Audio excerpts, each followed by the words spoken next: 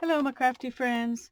Well, yesterday I put out a video about this little loom that I got at Tuesday morning, and one of my subscribers, Odanata, I hope I said your name right, asked a question. She asked if you could add beads and fibers into your weaving on this little loom.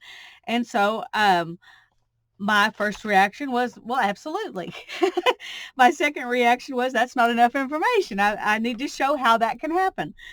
Um, I think you could put beads on your warp if you had just a regular string warp, and they would kind of be like these little slubs are, which means that they would make it more difficult to slide your shuttle through, because y'all saw the trouble I had doing that a little bit because of the slubby yarn. But it could be done. You could just put string beads straight onto your yarn and then bring them up as you go around, and have them on your warp. You could do that. I'm not going to show that because it's already warped, and I'm just going to show what you can do with it once it's already warped.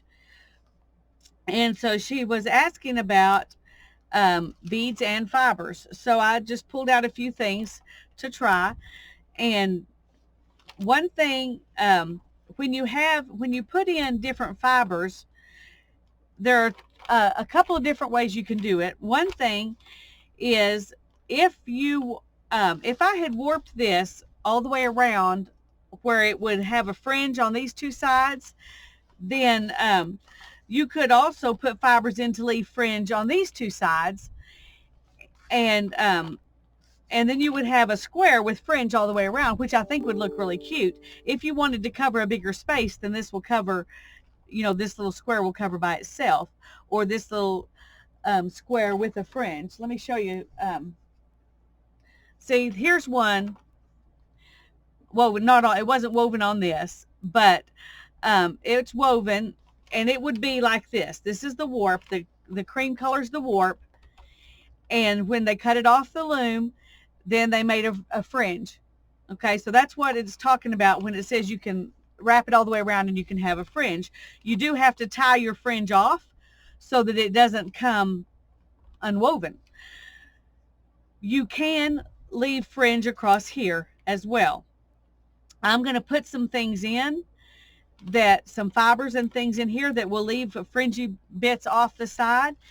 You could do that on the whole piece and have a solid fringe on the side of different things, or you can just add some in just for texture, just a little bit.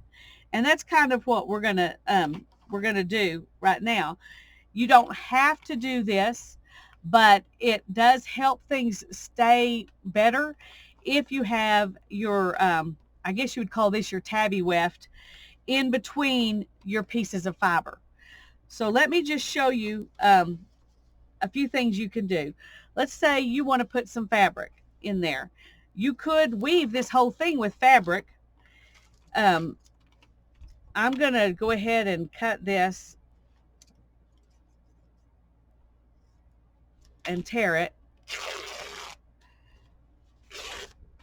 Okay. So I'm just going to work with this little piece here. Now we're on the part where I've got the shed stick down, because it's from my right, and that's how I always do it. Shed stick down from my right. So what I'm going to do is I'm going to weave this under all the low pieces, and you just do it with my fingers. You could thread it in that needle, but I can have it halfway across before I could get it in the needle. So when you're putting these extra big fluffy things in, the fingers work just as well, especially for something that's this narrow. But even on my floor loom, I put stuff in with my fingers if it's big chunky stuff that's just going to go across, once or twice or something like that. So this way also you have control over it not twisting and getting this side up, but you may want it to twist and get that side up. Some rag rugs are done like this, with your weft being rags, and your warp being some kind of yarn. Okay, so I could decide how much how much of this do I want to leave on each side? And I'm just going to leave about that much. And I'm going to, where's my comb? Oh, it's in here. Sorry, I didn't get that stuff out. I took it to the guild meeting last night and showed them. So some of them were interested. They're like, I'm going to go get one of those. Okay, so I've got this little comb, so I can just comb it down like this. I can even pull it a little bit more so I can be sure that I have some stay on both sides. Okay, so there I've got that little bit of stuff in there. And then I'm gonna, let's choose something else to go from the opposite direction. How about this little piece of lace? So I'm gonna put my shed stick up, and then I'm just gonna run this piece of lace under there.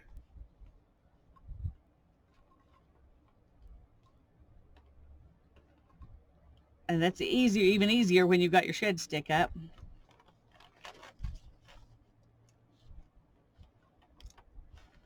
Okay. And then you can just push that in however you want. And then the next thing I'm going to do is take this that's on my shuttle, and I'm going to go through and I'm going to kind of lock those two things down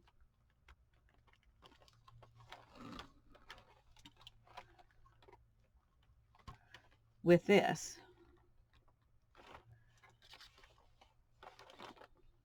Oops, stay back up there.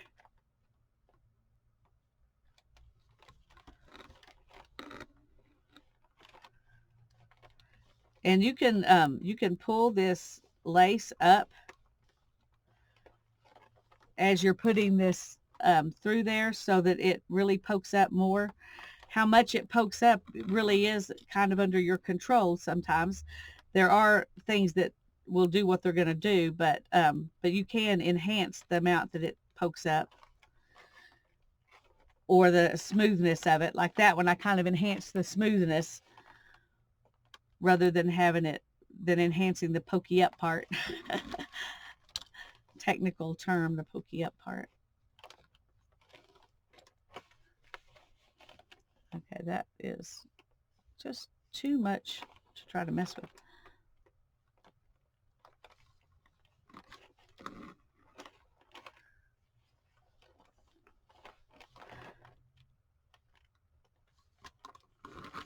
Whoops. Okay. Now then, I'm going to, like I said, I don't want that to be really tight on this end over here. Then I'm just going to push that in. And because this is a,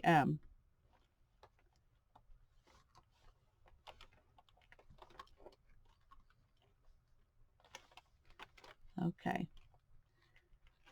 And if I wanted to, I could at this point go ahead and just run a few layers of this. And not only does that kind of lock things in better, but it allows some space between them so the fibers don't, so that they each one stand out more.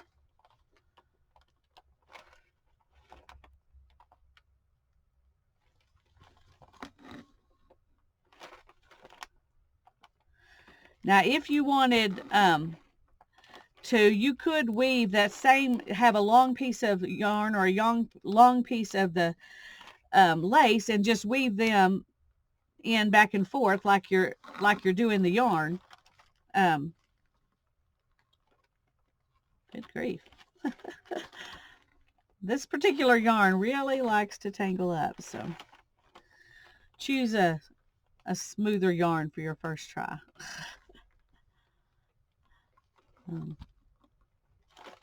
If this was the first time I ever touched a loom, I might be a little bit frustrated by this, but I've done it enough to know that it's worth fiddling with.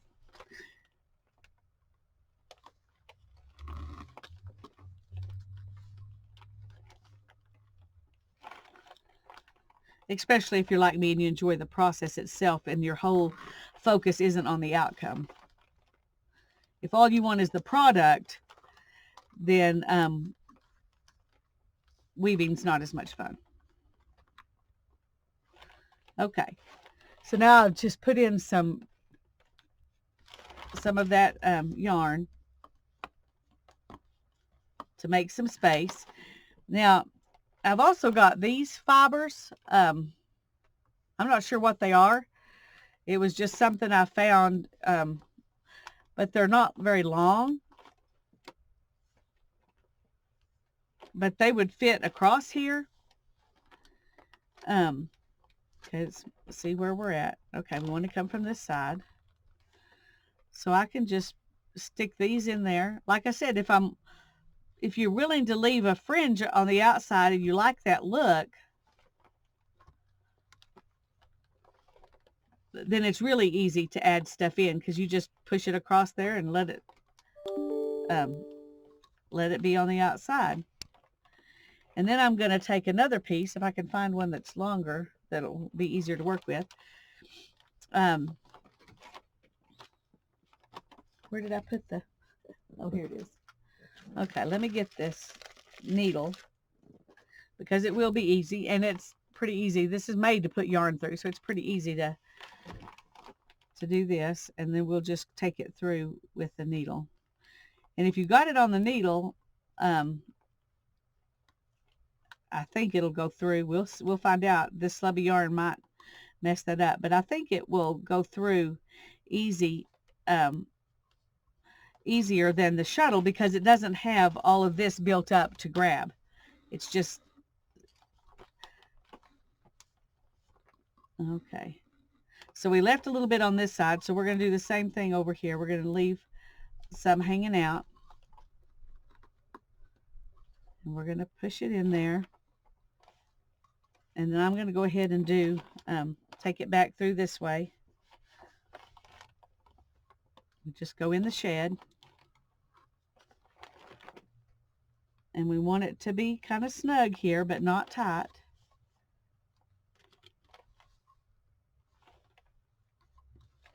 And then we're going to do it one more time because I need to get back over here to this.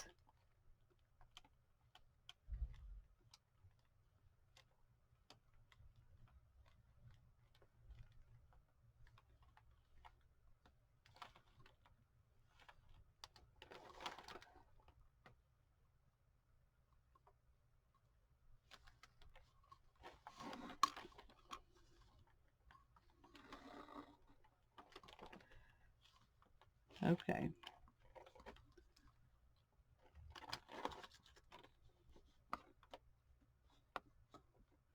If you start where you had it the most narrow down here on that side, as you're putting it in, it will pull yarn from this side to fill in. If you start over here, then it starts pulling your warp in, so you don't want that to happen. Okay, now then, we're just going to decide that we're finished with that. So we'll cut that off and leave it alone. And then we'll go back in here.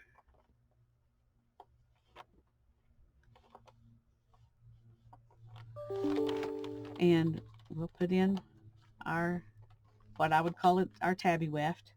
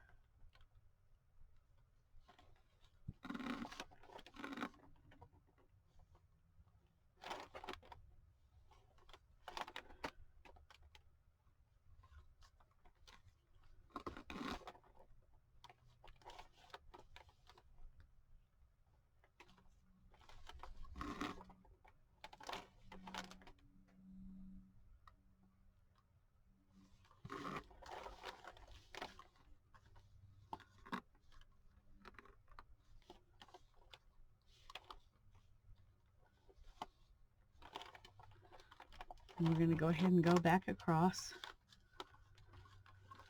because that one's easy to do. Might as well. All right.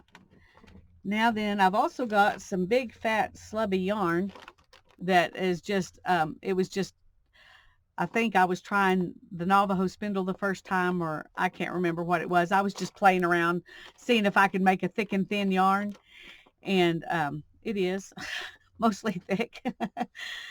But say we wanted to add some of this in there, we can do that too. Let me find, there's got to be an end here somewhere. I just grabbed this out of a, okay, here's an end down here. Now this is really fat down here, so let me get it to a place I can actually get through the through that needle. Okay, so I've got this big slubby yarn here, and I want to put some of that in there, and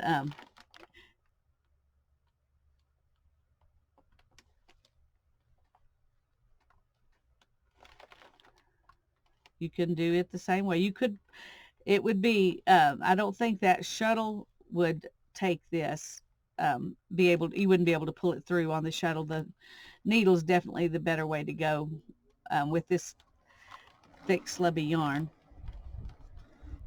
Okay. Oops. You don't want to get that tangled up. Okay. So I've got this, and it's not terribly, it's much bigger than the other things. But you see how when I've got that fatter yarn in there, how they, you actually can see the warp yarns. So that's cool. So that, okay, I'm getting to the place where this is not happy to stay up as good. So, but it still works.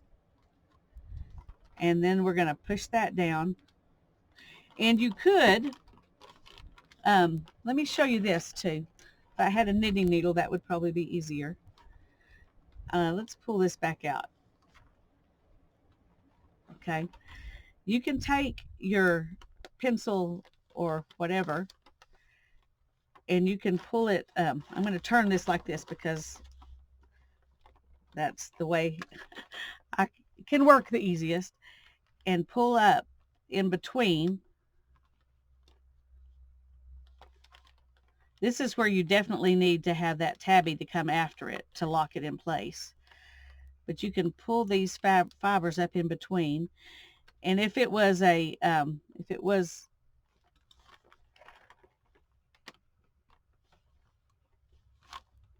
if I had a longer piece, I could even twirl my thing through there and hold them all on there as I go. But I think for where we're at, this is probably as good as we're going to get. Okay. So then you can lock that in place there, and you've got these big puffy pieces sticking up. And then we're going to use this to lock them in place. Otherwise, they would just come out.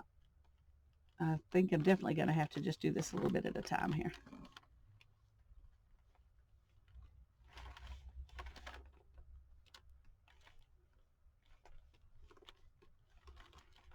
I keep wanting to do this like I would do if it was a more cooperative yarn. I have to stop myself and remember this is not a cooperative yarn. So, but things don't have to be cooperative for you to use them. You just have to have more patience.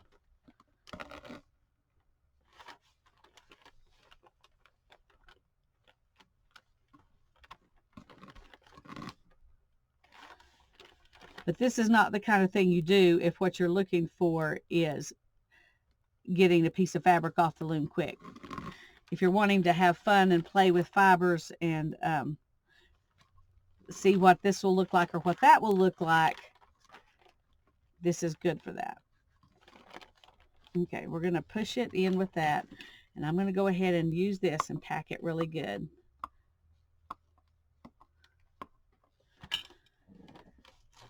And then we're going to go ahead and raise our shed stick and put this back through.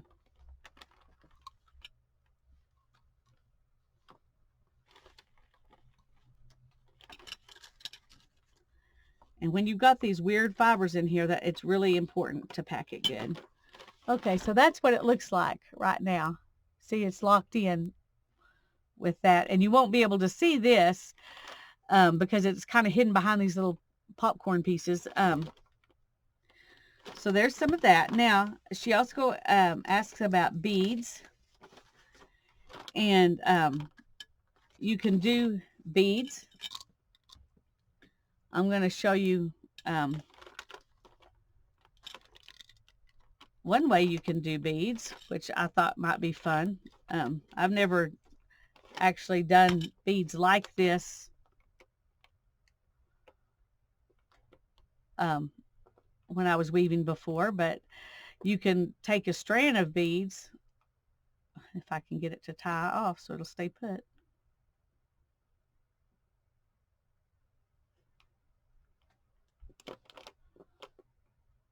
Okay, that didn't work.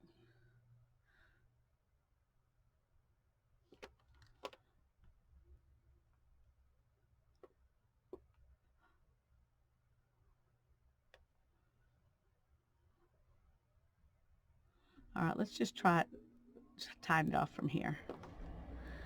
And what I'm doing is just trying to get this strand where the beads don't come off of this strand.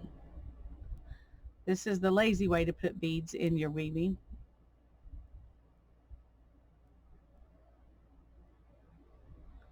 Is you just take some beads that are already strung.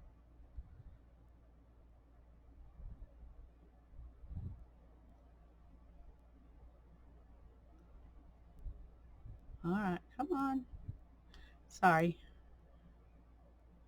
Okay, like this. And you just weave them in there like we did the lace or the fabric.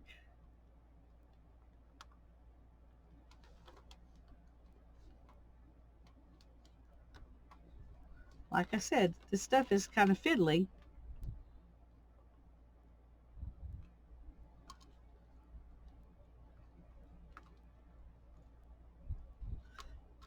And as you can see here, I need to bring the beads all the way out.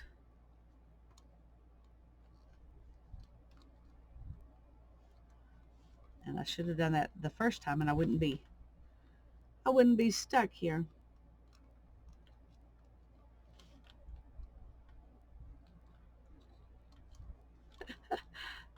These big and little beads are, the yarns are getting caught between the little beads and the big beads. And so, all right, went too far.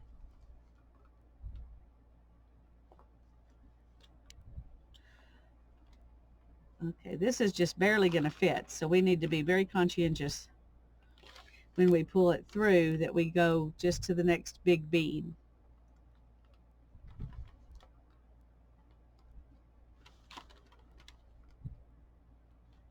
Let's use this.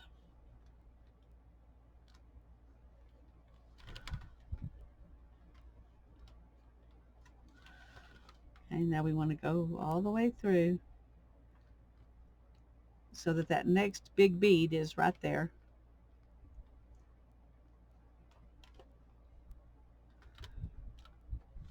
And we're going to do the same thing here. Probably should have done this where it was just in the middle. Now let's do that. Let's just do it. Okay, we're going to basically unweave this part over here, and we're going to let the beads just kind of hang there. Okay, and then we're going to take them underneath.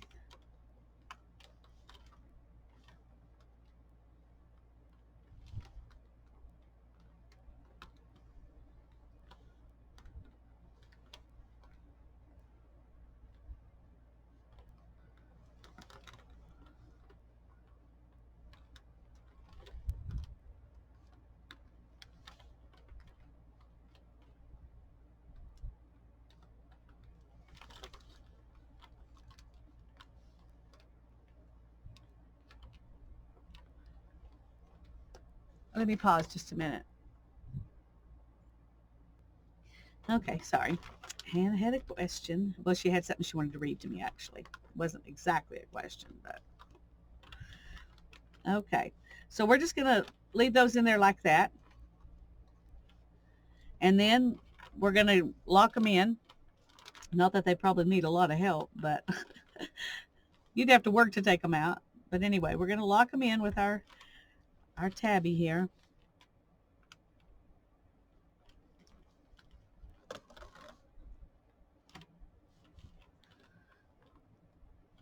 And there are way, way more things that you can do than what I'm showing. I'm just trying to get you to see that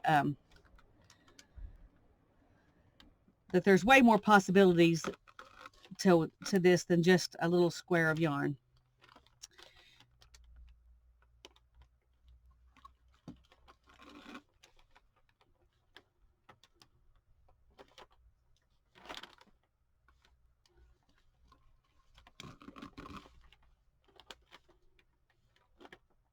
And there are a lot of these kind of looms. If you can't find this one, this particular one, there are a lot of little looms you can use. This was just a particularly good deal price-wise, and it was at Tuesday morning, which I admit I don't find things at Tuesday morning that often, so I was excited. I know a lot of people find a lot of good deals there, but okay. Now then, let's get all these things I've already done out of the way. Oh, this was just another kind of yarn, but I don't think I need to show it because it would just be more yarn. Okay, another thing you can do, and I'm going to use buttons, but you could use beads for this and do it exactly the same way. I'm going to, let me find a little needle. I think this will go through my buttonholes. Let's make sure. Yeah. Okay.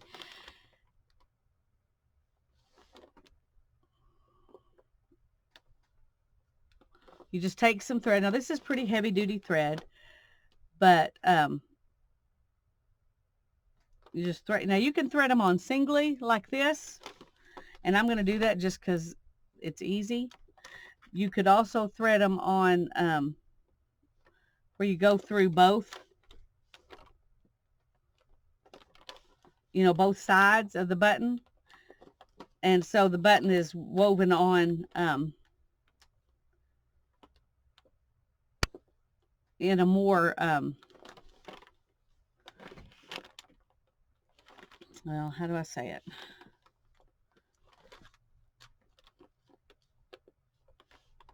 Oh, I should have left those. Okay. I want to double my thread because I don't want to deal with the thread maybe pulling out while I'm trying to weave this. That would be frustrating. All right, come on.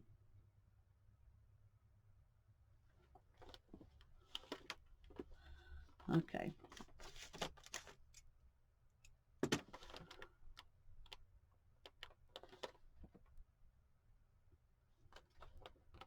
And I'm tying this knot just to keep the threads together, not to keep my buttons on, because it wouldn't be big enough to keep the buttons on.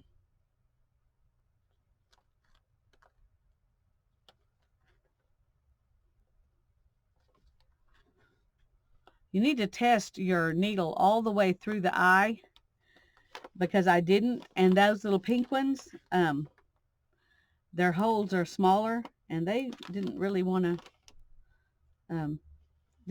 go on there as easy. Okay.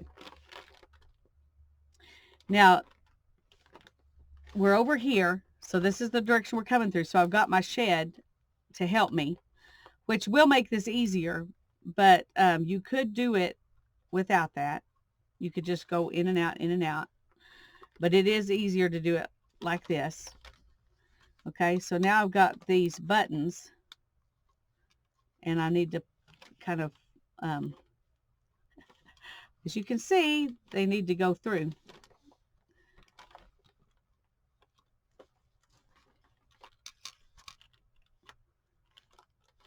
I'm going to stick this through that for right now so it'll stay put.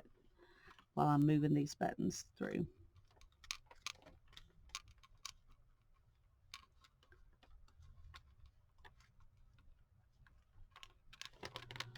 Okay, now I've got 5 buttons.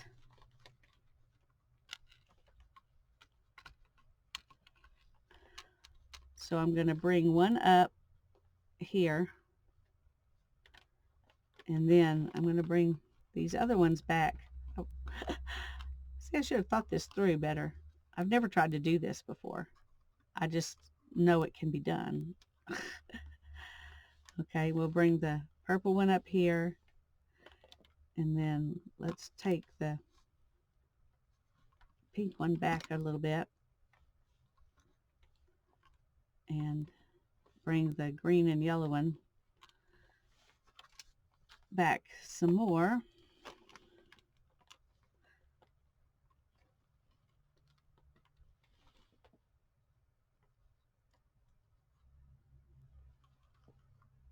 Beads would be easier because the buttons are getting caught down in my, in my warp, and beads wouldn't do that as bad. Okay, let's go ahead and move the blue one back this direction some.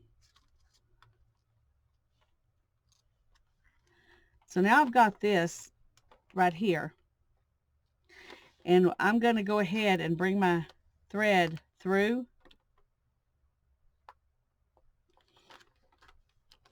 and on this end I'm going to leave enough that I can weave it back in a minute. Okay, but on this side, what I want to do is go take it under and over, so this can be it can lock in with this thread.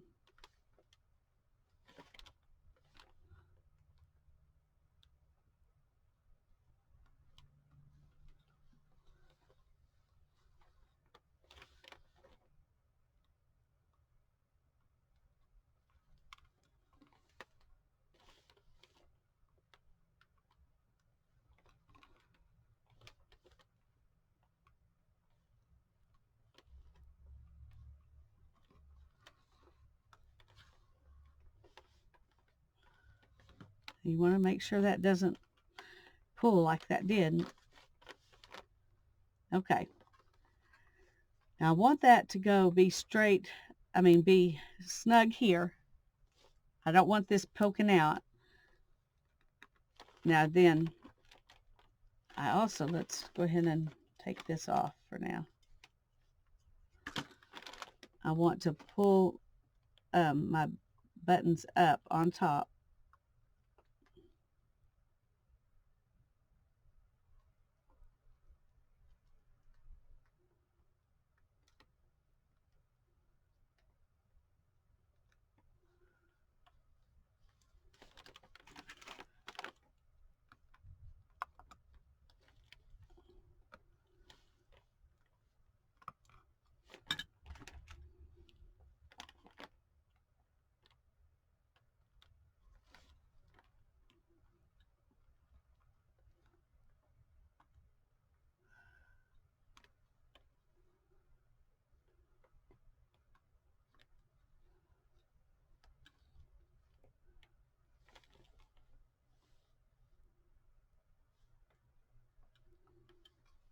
Okay. Now then, we're going to beat this.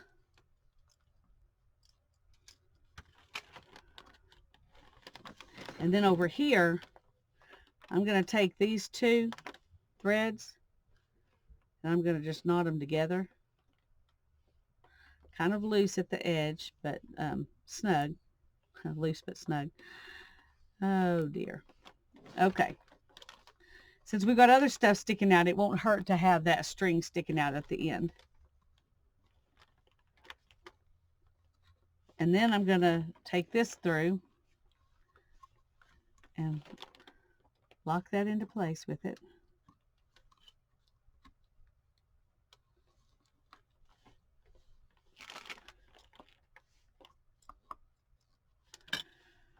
And we're going to go back through with this again. You need to go both directions to really lock it in.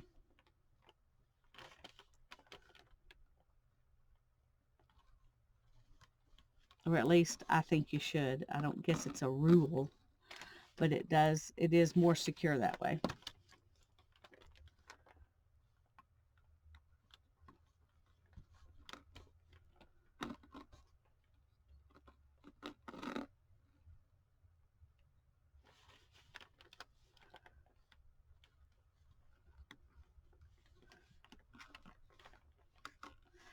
The closer I get to where that shed stick is, the harder time I'm having getting this slubby yarn on this shuttle to go through it. So I may be at the place where I'm going to have to go ahead and move to a, I think if I had, you know, once again, if I was working with yarn that's easier to work with, I could go a lot further, a lot closer to the shed stick without it being an issue. But because of the yarn I chose, it's not the loom's fault, it's the user error, like most things are.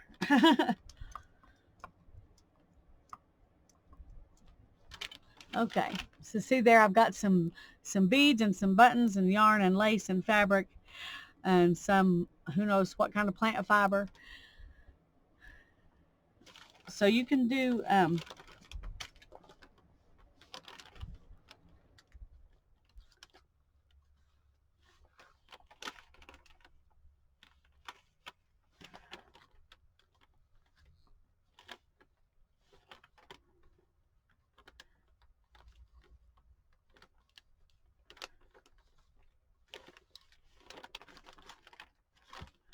let's go ahead and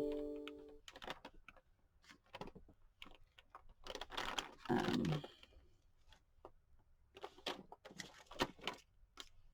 going to take that off and put this in here and do a couple more rows with it.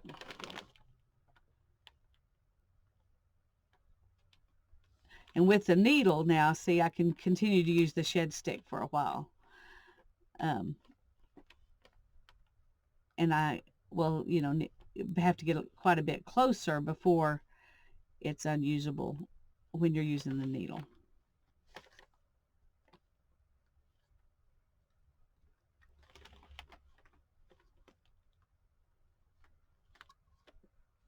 I had so many people comment that they wish they had one of these looms or wish they could find one at Tuesday morning, that I'm going to go back, I think, and if I can find any more, I might buy one or two more. And if somebody's willing to pay pay for it and pay shipping, then I'll send it to you. I don't know if I'll be able to find any more or not. So if you know you want one and you're willing to pay the $5.41 to buy the loom and whatever it would cost to ship it to you, email me at talktome@dlc96.com. It's in the description box below. Email me and I will, if I find one, I'll get however many I find. I'm not going to take every single one because I do know some people at the guild were thinking about going, but I'll grab a couple if they have more than 2 left. And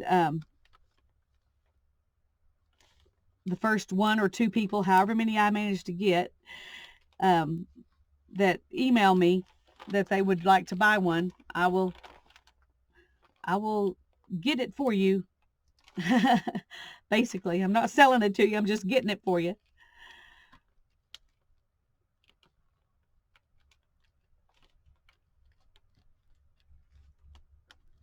Let's move that back.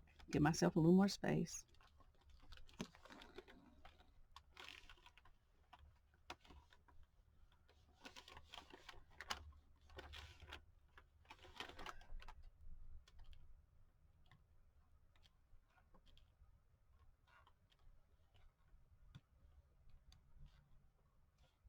And the time when you go under and lift up one, and then you have to kind of push down the one that's up high so that the needle can go over it.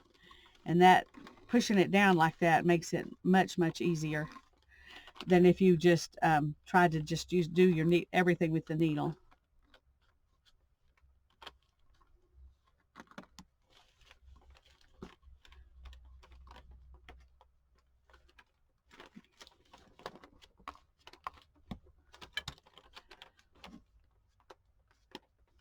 Okay. And since we're leaving some stuff hanging out, I'm just going to leave that hanging out. And I'm going to, I know I have that other, my other shuttle. Oh, here it is. Go ahead and do a few rows of this, and we'll just finish this off.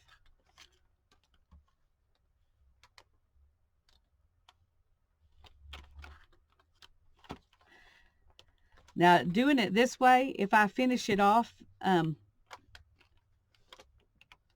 actually, let's just use the needle for this too.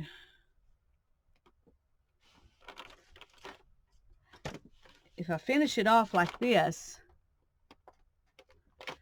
then I can tie the top off here, and I can have some of this to hang over a piece of wood or something to hang it up. So,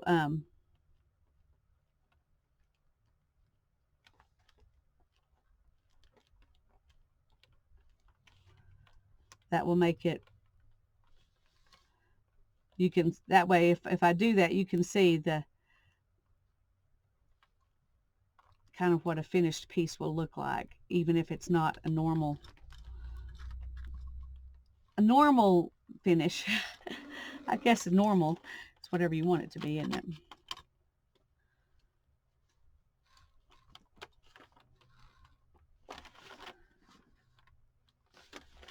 Okay.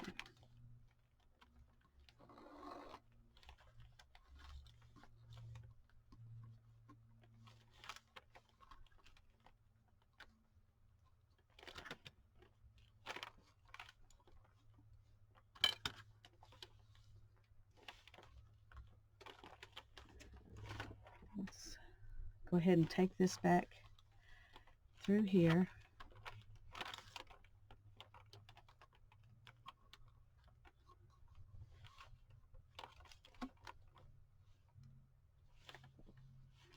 And we're going to go through one more time, and then we'll take it off and tie it off.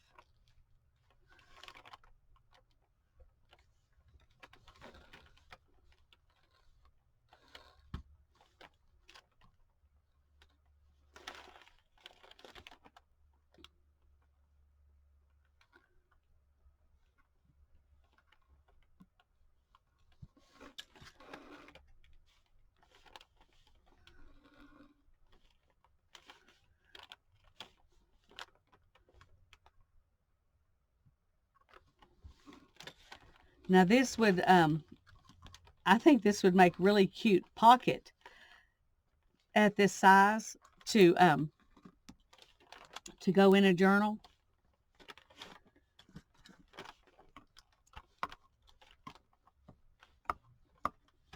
Okay, now then I'm going to trim that, and I'm going to take this out, and I'm going to have to cut this right here, but don't let go of it.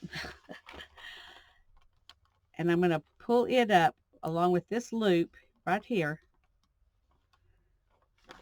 and then I'm going to tie them together.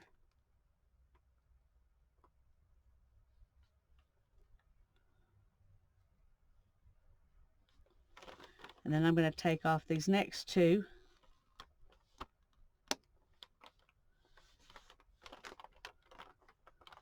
Come on. When I tie off a fringe, if I just tie it off, I usually do 4 threads. And so 2 of these loops is 4 threads. So that's why I chose to do 2.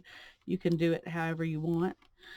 You could take one and just tie a knot in it, but that would be harder to do. So.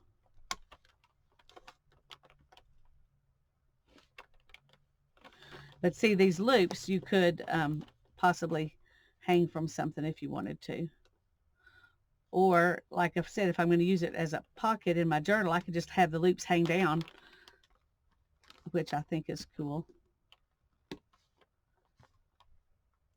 And you could go ahead and take all the loops off, but I figure the part that's staying tight, and And you want to squeeze it in a little bit so that it keeps the weave tight. When you're tying it down here, you want to squeeze it in a little bit.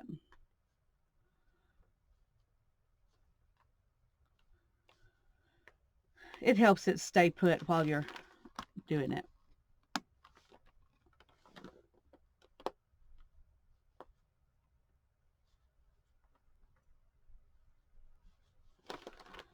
And then these are the last two.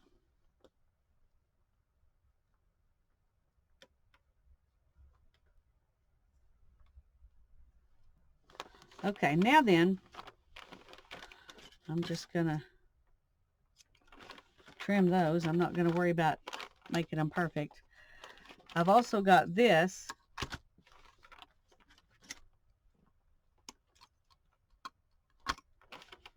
Get rid of this. Okay. Now we're just going to lift it off down there. Now you can see those little loops have a little bit of space, but all you have to do is come in and just kind of comb it like this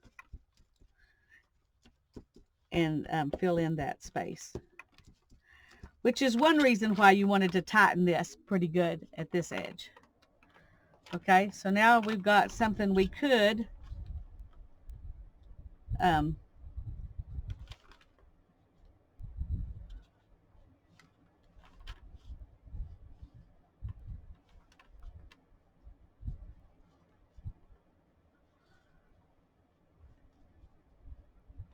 run these loops through something and hang it up if you wanted to.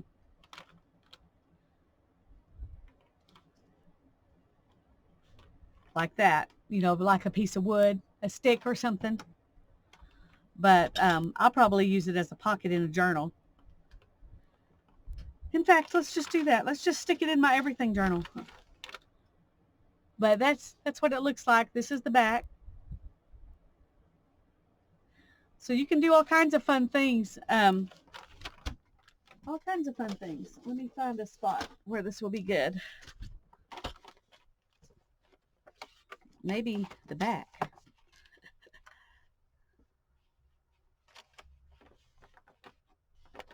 See, I can just glue it in right there and use it as a pocket. Or I could just find a page like here and just make it the decoration for this page. And it doesn't have to be anything but except a decoration. Let's just do that. Let's just do that. I think that'll be better. Where's my art glue? And I'm just going to run, actually, I think I'm going to glue this page down to that one as well.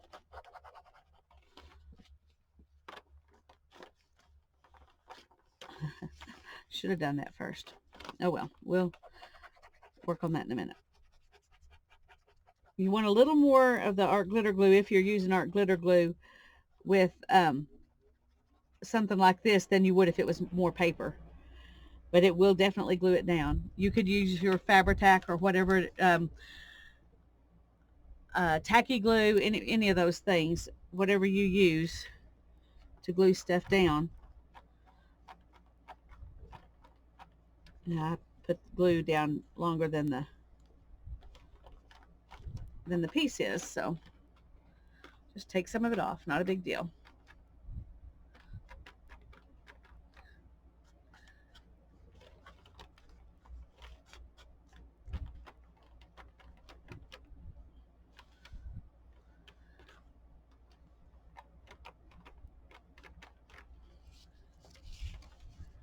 Okay, now then, we've got this. I glued that page to this page to give it a little bit more stability. So now those two pages became one page, and that's fine. I'm happy with that. I shouldn't have put it maybe quite so close because now I've got all this stuff in my crease. And so since it's glued down and I know that's where it's going to stay, I'm just going to go ahead and cut off these big bulky things over here. There.